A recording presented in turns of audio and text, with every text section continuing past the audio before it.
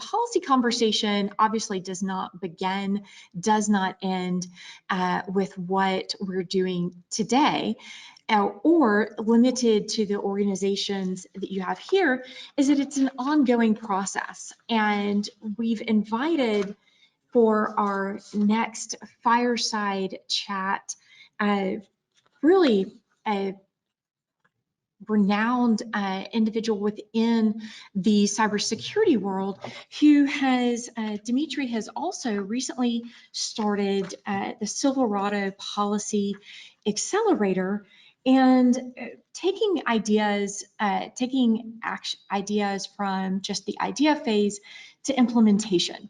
And want to welcome Dmitri as he joins us. And Dmitri, you get to that rare thing of, we actually have a few more minutes to talk about. Everyone else I have been keeping in well within their 30 minutes. So you can tell this is going to be a good conversation. We're like, you know what, let's just bring you in early and talk about that.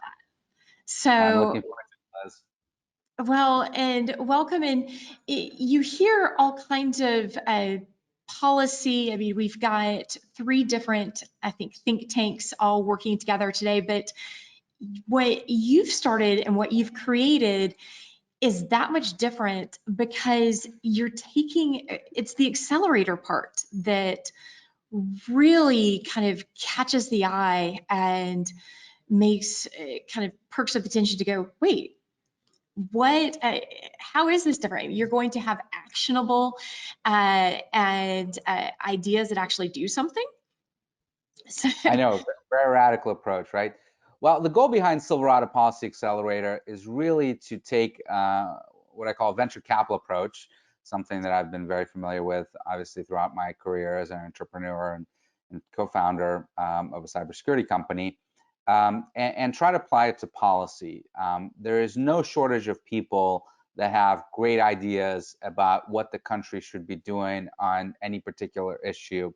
But a lot of those people don't get involved in sort of the nitty-gritty of the policymaking process or the details of that particular high-level idea, either because they don't have the time, they don't have the resources, they may be prohibited from crossing that line into working on legislative language and so forth. And what we are trying to do here at Silverado is really work with people that have amazing ideas in a few areas that we're focused on, and try to accelerate those ideas by finding vehicles for them to get into policy, either legislation or policy coming out of the executive branch, executive orders, and the like.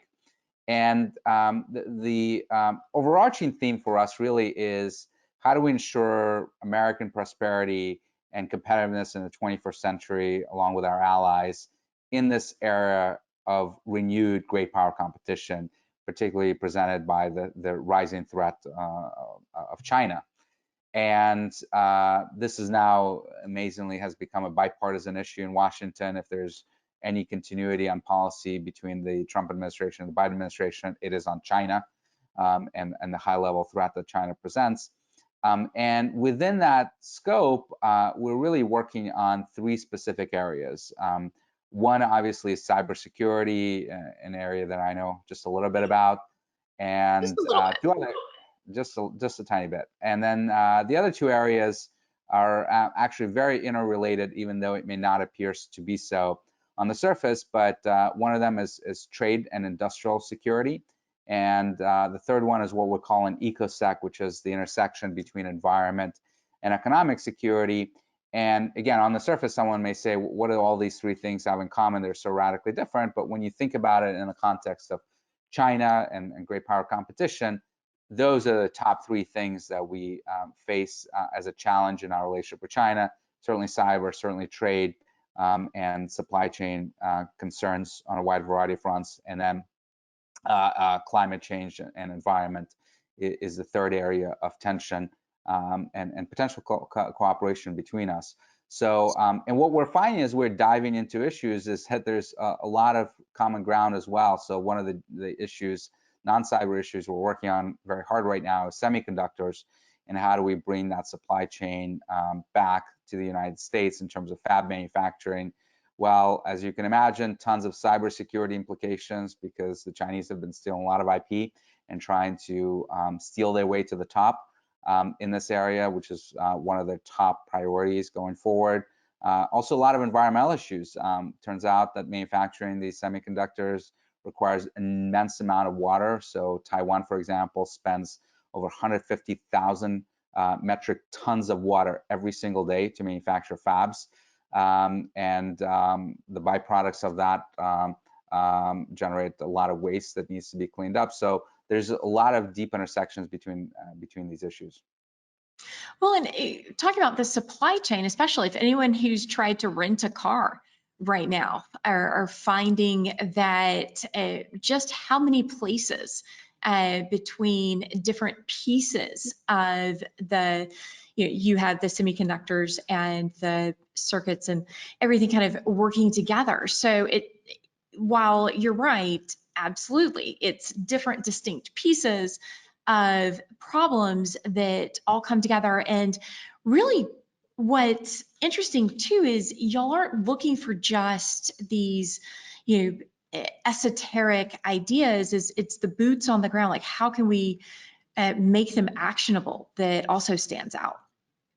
Right, and the details are very important, right? So there is now bipartisan consensus in Congress that semiconductors is a top issue that needs to be worked on. The Biden administration has made it a top priority with their executive order back in February, and there's going to be billions of dollars, at least $37 billion, could be potentially more allocated this year as part of the infrastructure effort from the Biden administration. But when you talk to people about the details of where should that money go, there is a lot of hand waving, and that is a huge problem from my perspective, because you need a strategy of how do you actually bring back fab manufacturing to the United States. And it's not just about money. Money is very important, but who does it go to? How do you get around some of those environmental issues? How do you make sure that the business model is actually sustainable?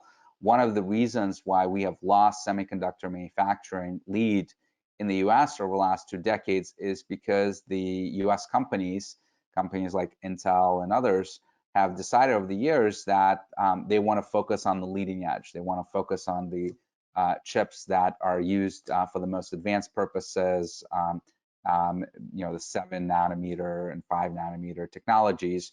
And the legacy stuff that's older generation, the 65 nanometer, 130 nanometer, that can be done by someone else. And Taiwan certainly picked up the slack, and TSMC said, oh, we'll be happy to be the manufacturing hub for a lot of those commodity nodes. And China is now trying to do the same. And the problem with that strategy is that the vast majority of our needs are actually not at the leading edge.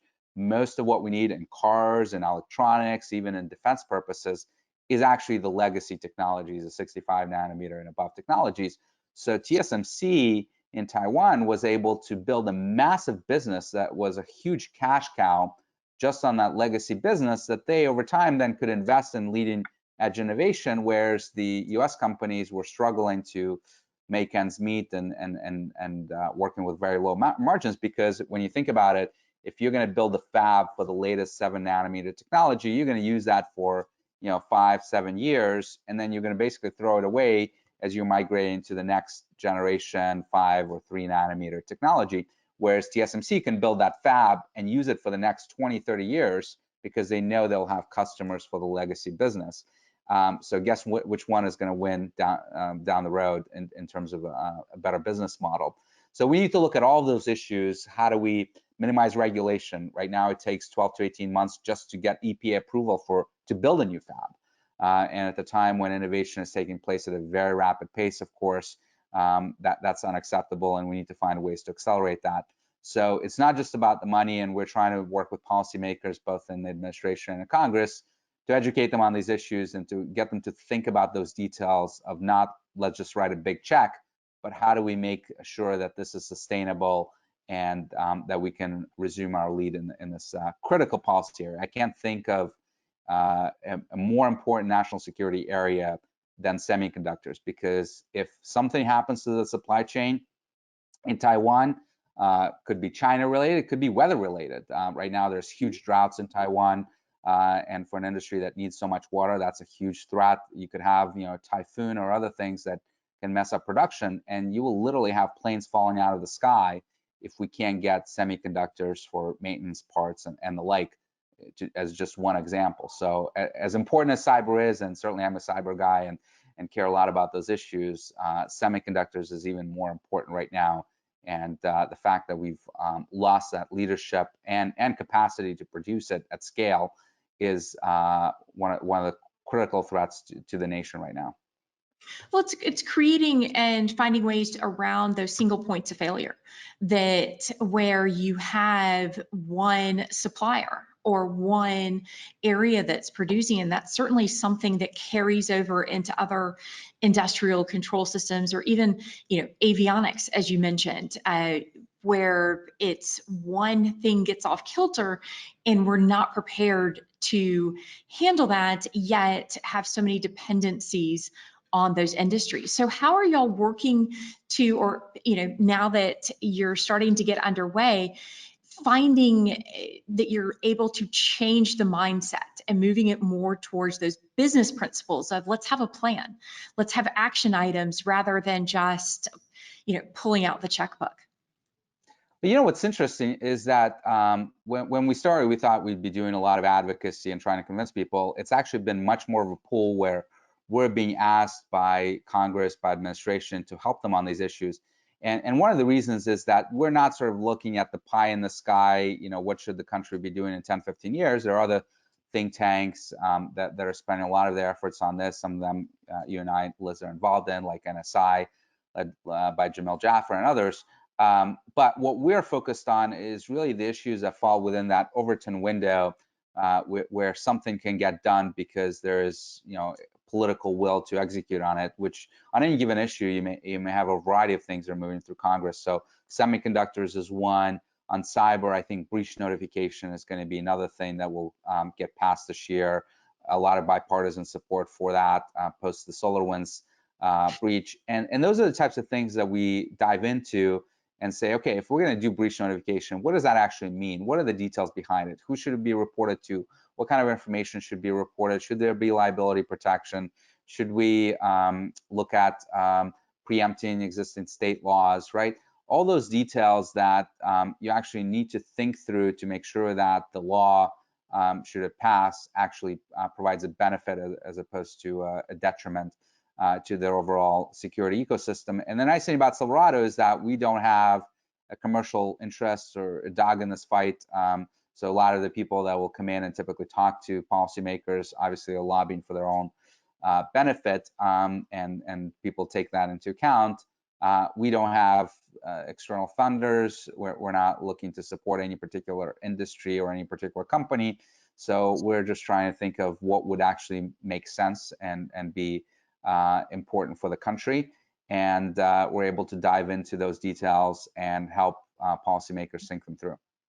Well, it is the solution-driven method rather than I'm sure it has helped you navigate a little bit easier the conversations of, as you said, we don't have a political dog and policy. We just need to get the solutions done. And so, how are y'all finding the ideas? I know you had had several different roundtables and reached out to the actual people who are doing the work. Is that continuing, or how are y'all building that stockpile of ideas, as well as pushing forward the ones that you've already identified? Yeah, it's really interesting because initially when we started, we thought that we would be building consensus and campaigns for our specific ideas, and we will do some of that as well.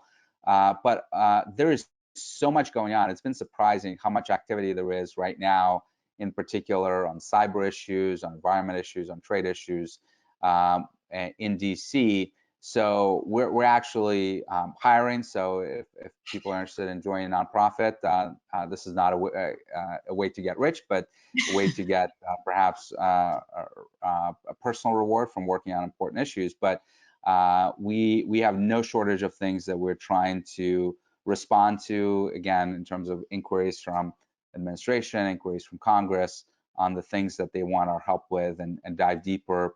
And one of the unique things that we have is the bridge to industry, the bridge to academia, because of our connections in the community. We're able to bring a neutral perspective, but one that represents some of the sort of collective industry thinking on particular issues that can be very helpful for policymakers to understand. So for researchers who are working on some of these topics, breach notification and more intriguing to me, again, of the semiconductor work, if I'm at a university or if I'm working with my company and we're coming up with ideas, how do they get in touch with Silverado? Well, go to our website, silverado.org, contact us. We're always looking for new ideas. In fact, one of the things we're considering perhaps later this year is launching an ideas competition where people can submit formal ideas proposals on certain policy issues, and there'll be a reward for kind of the best idea.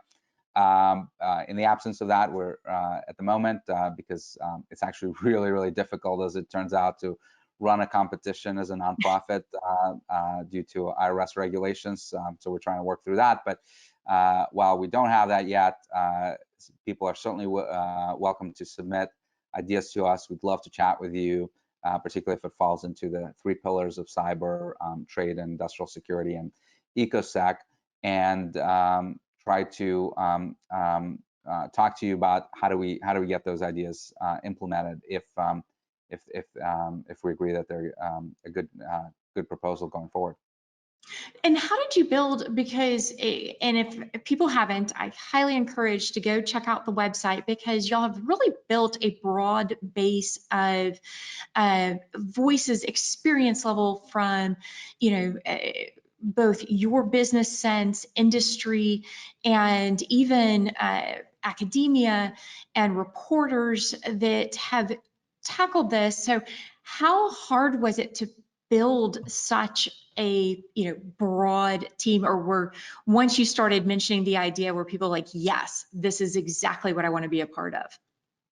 We've been very blessed. I mean, there's been so much interest to get involved. I mean, we have a strategic council where General David Petraeus is co-chairing it with former Prime Minister of Australia, Malcolm Turnbull, 2 phenomenal individuals, obviously, that are helping to guide us on the ideas we're proposing. Lots of people on a bipartisan basis are involved in the Strategic Council. Folks like Tom Bossert, who is the Homeland Security Advisor for the Trump administration, Richard Danzig, who was one of the top foreign policy advisors to then President Obama, and many, many others that are all experts in one or more of the fields that we are looking at. And one of the things that we discovered is that the reason these people want to be involved is that they don't want to be just part of another talking club where they show up and talk about the same issues that they've been talking about for 10 years, but we can really dive into the issues on strategy on both foreign policy front as well as cyber and other issues of concern, and try to think through proposals and solutions that could be tenable on a bipartisan basis to move forward.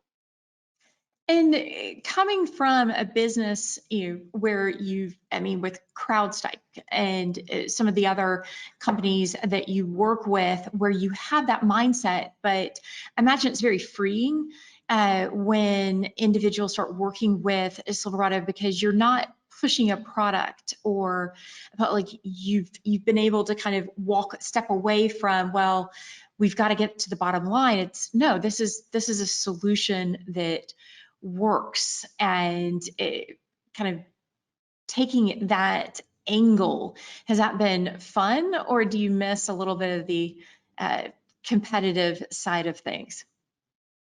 Well, I can satisfy that in my other hats as a board member of great companies like Scythe and others that I'm involved in. So I am very competitive in business, and I can satisfy that through personal investments and involvement in companies. But the big big chunk of time that I'm spending now is on this nonprofit effort. And I still view it as a very competitive landscape. It's just not competing with other organizations. It's really competing against China, which I think is the top strategic threat to our way of life this century. And if we don't carefully manage that relationship, we fall into great risk of getting into a conflict, which no one wants.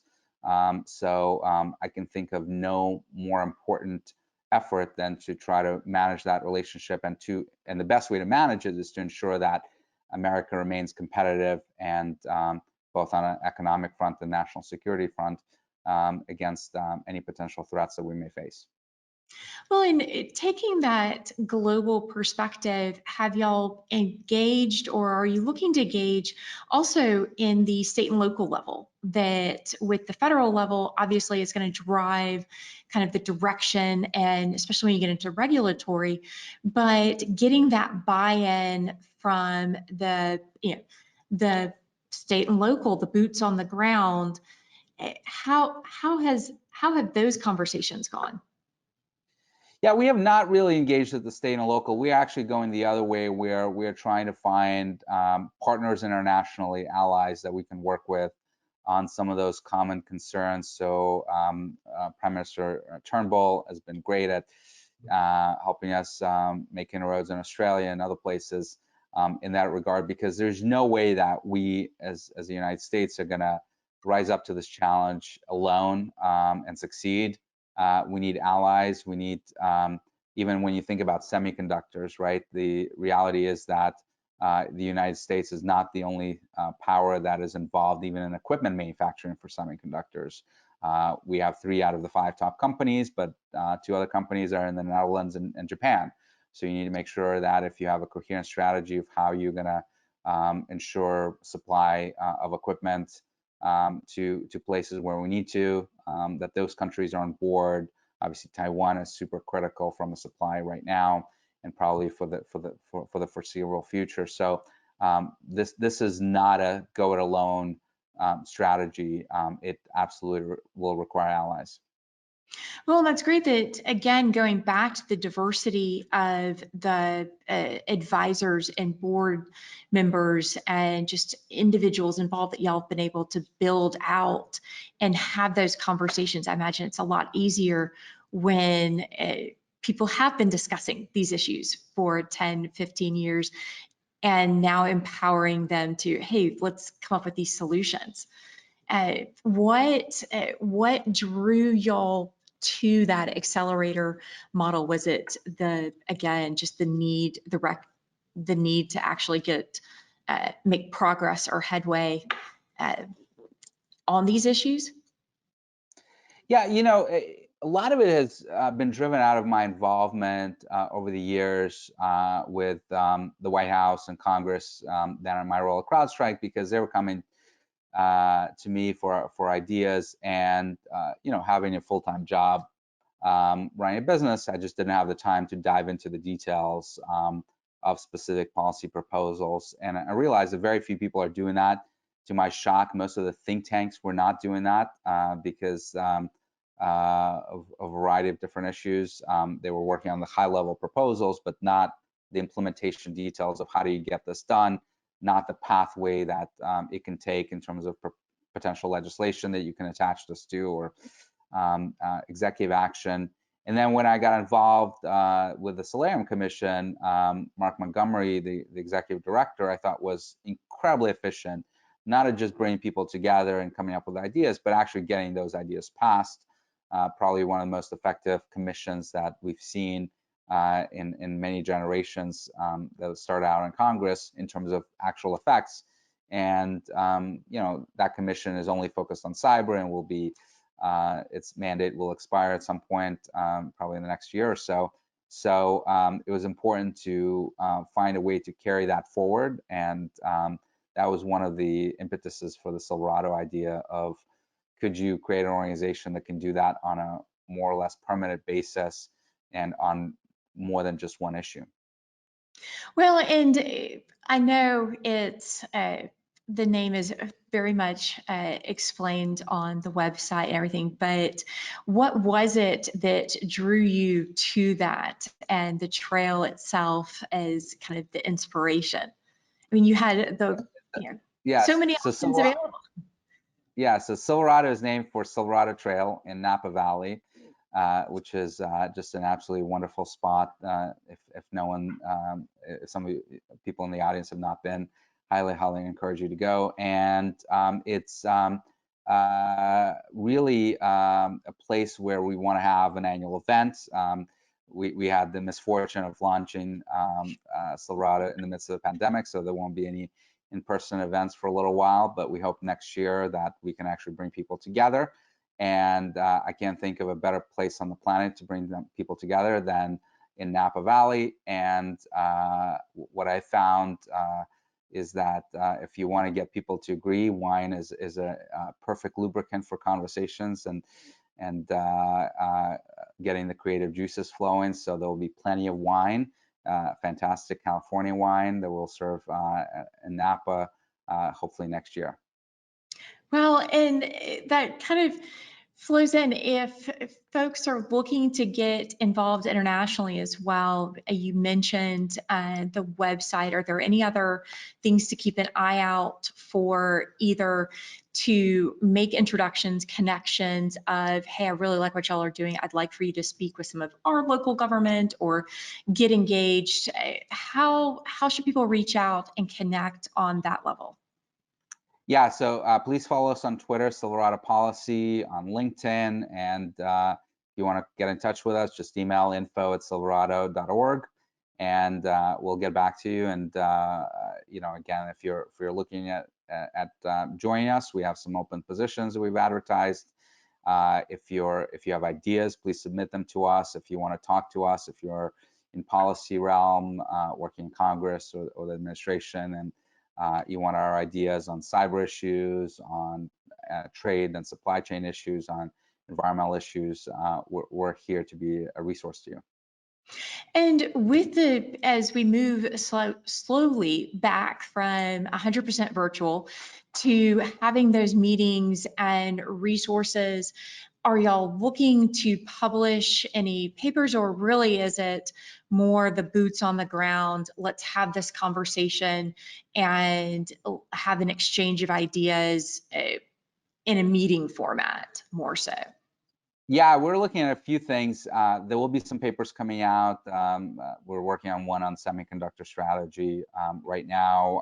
I've published before with one of our great writers, Ian Ward, on the solar winds and the exchange hacks, and some of the recommendations for policymakers on how to respond to that. So you'll see some writings for us on sort of topics du jour. One of the things we're also thinking about is sort of in the mode of hack the Capitol, having some detailed boot camps for policymakers on some of these issues, where we can educate people on the key concerns and key technologies that they need to be aware of. Well, and that seems to be one of the issues that continually challenges, where you have that disconnect of, I have an idea, I have a solution, I know how to run this in my business, but is it more teaching the effective communication of, here's how you break it down for the policymakers, or do you find it's the reverse, the policymakers, decision makers saying, okay, here's how you ask the questions to drill down a little bit? Where do you find the biggest challenge? I think it's on both fronts. I mean, as I said, like, a lot of the people that have the ideas don't know how to get them done, or don't have the time to work on it. So that's why we can be a wonderful conduit for those ideas to be actually implemented, and then translating that into the language of policymakers, of how do you actually think about the details, because it's all about the details, right? The high level idea may be great, but how do you actually get it implemented? What are the existing authorities that you can leverage? What new authorities you may need? Where's the budget going to come from? Who needs to be supporting that? All those things that you actually need to figure out to make this a success. No, well, that's, I mean, having worked in a legislative office, you have, helping people remember that you have staff who may be familiar with a broad range of subjects, that getting this onto their attention. And I imagine once you lay out the challenges and the importance, that's kind of it. Once you've got that, it's then easier to help them understand the ideas and solutions. Yeah, absolutely. I mean, great staffers working on a wide variety of issues, but that doesn't necessarily give them the time to be a complete expert and go very deep on one issue, because there's just so many things that are coming at you. So they need to rely on outside experts, and many have told me that it's hard for them to find sort of independent voices that have thought deeply about the details of particular proposals. There's plenty of people with an agenda, trade associations, individual companies that are lobbying on their specific issues, which may or may not be helpful. But people that sort of don't have a dog in the fight from a commercial perspective, those are much more rare. Well, and thank you to both yourself and the other members of the Accelerator, because it sounds like y'all have truly identified, drilled down on actionable ideas that are right there top of, I mean, like I said, avionics. Of course, I'm biased from my background with airports, but understanding all the different aspects of it, and the different vulnerabilities, both to the supply chain, to through the ecosystem. Is there a particular, obviously the semiconductors, but was there an idea that you said, you know what, this was the spark, like I'm frustrated by X, or was it just all three that you've identified? No, it's really a whole slew of things. There's not just one problem that we face.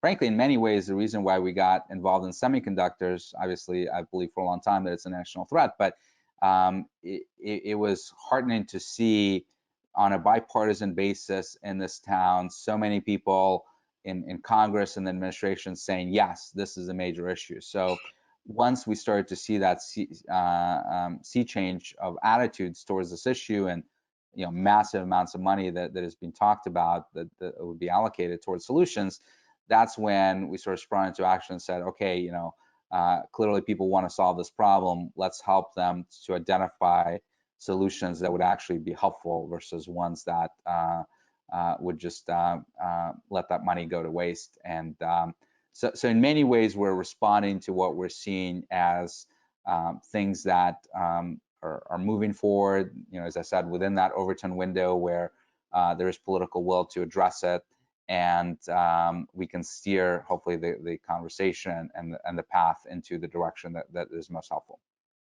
Well, y'all do realize that you have, and maybe one of the only organizations that has found some bipartisan and been able to cut through all of the vitriol that you hear by identifying common issues. So of course, on behalf of ICS Village, first of all, thank you and best of luck. And as an individual user of all of these different things, but again, thank you for sharing about that, getting this kicked off in the middle of a world pandemic.